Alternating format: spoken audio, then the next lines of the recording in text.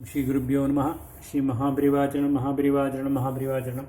இன்றைக்கி தெய்வத்தின் குரல் பாகம் 3ல் ஆயுர்வேதம் என்ற தலைப்பில் பிரிவால் சொல்கிறத மேலே வாசிக்கிறேன். இது பக்கம் 763லேருந்து ஆரம்பிக்கிறது.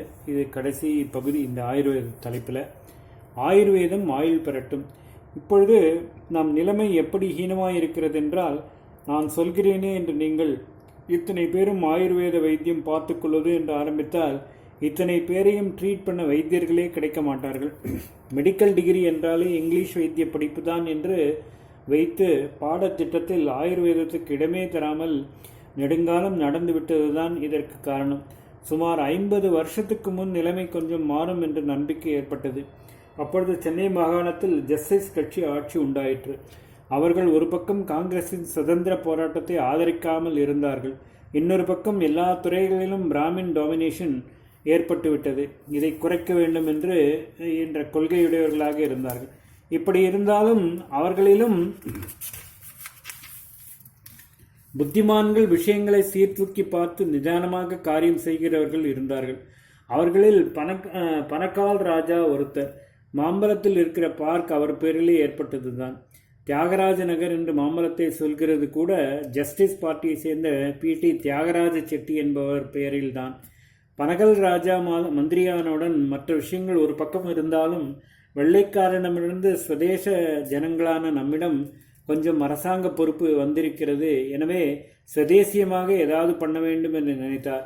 அவர் சம்ஸ்கிருதத்தில் நல்ல படிப்புள்ளவர் ஆதலால் நம்முடைய பழைய சாஸ்திரம் என்றால் தர்மசாஸ்திரம் இல்லை, பழைய சயின்ஸ்கள், கலைகள் ஆகியவை பற்றிய சாஸ்திரங்களை தான் ஆதரிக்க வேண்டும் என்று அபிப்பிராயம் உள்ளவராயிருந்தார். நமது தேச ஔஷதிகள் தான் நமக்கு ஒத்துக்கொள்வதென்றும் இதர முறைகள் விபரீதம் பண்ணுவதென்றும் அவர் அபிப்பிராயப்பட்டு, இப்படி ஆயுர்வேதம் க்ஷீணித்து வருகிறதே என்று அதற்கு உயிர் கொடுப்பதற்காக மெட்ராஸில் ஆயுர்வேத வித்யாசாலை ஆரம்பித்தார். இன்னும் சிறிது காலம் அவர் ஆட்சியில் இருந்திருந்தால் நம்முடைய கணிதம், பௌதீகம், ஜோதிஷம் முதலான சாஸ்திரங்களுக்கு ஏற்றம் கிடைக்க பண்ணியிருப்பார். நான் இப்படி சொல்வதால் எனக்கு பேட்ரியாட்டிக் ஸ்பிரிட், தேச விசுவாச உணர்ச்சி இல்லை என்று வேண்டுமானாலும் நினைத்துவிட்டு போங்கள். பேட்ரியாட்டிசம், சுதேசியம் என்றே சொல்லிக் கொண்டிருந்தவர்கள் ஆட்சிக்கு வந்தவன் சுதேச வித்தியைகள், அறிவு, சாஸ்திரங்களை உயிர்ப்பிக்க என்ன செய்திருக்கிறார்கள்? இங்கிலீஷ்காரர் காலத்திலே இருந்ததை விட இப்பொழுதுதான் ட்ரெஸ், நடைமுறைகள், அவுட்லுக் என்கிறார்களே, அந்த மனோபாவம் ஆகிய எல்லாவற்றிலும் ரொம்பவும் இங்கிலீஷ்காரன் மாதிரியே பண்ணிக்கொண்டு வருகிறார்கள். ஆயுர்வேதம் ஏதோ ஜஸ்டிஸ் ஆட்சியிலாவது கொஞ்சம் கடாட்சம் பெற்று விட்டதால் அதை முன்னுக்கு கொண்டு வருவதாக ஆமீவகத்தில் என்னவோ செய்து அல்லோபதியோடு ஆயுர்வேதத்தையும் சேர்த்து GCIM என்று பட்டம் கொடுக்கிறவரை கொண்டு வந்திருக்கிறார்கள். ஆனாலும் மற்ற அநேக சின்ன விஷயங்களை தடபுடல்படுத்துவது போலன்றி அரை மனசாக பண்ணுவதால் இது ஒன்றும் விசேஷமாக பிரச்சாரமாகவில்லை.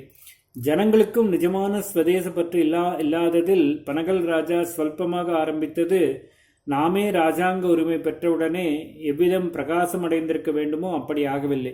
இருந்தாலும் வெகு சமீப காலமாக அறிவாளிகளிடையே கொஞ்சம் விழிப்பு ஏற்பட்டிருப்பதால் இப்பொழுது நிலைமை சற்று திருப்பமடையலாம் என்று தோன்றுகிறது.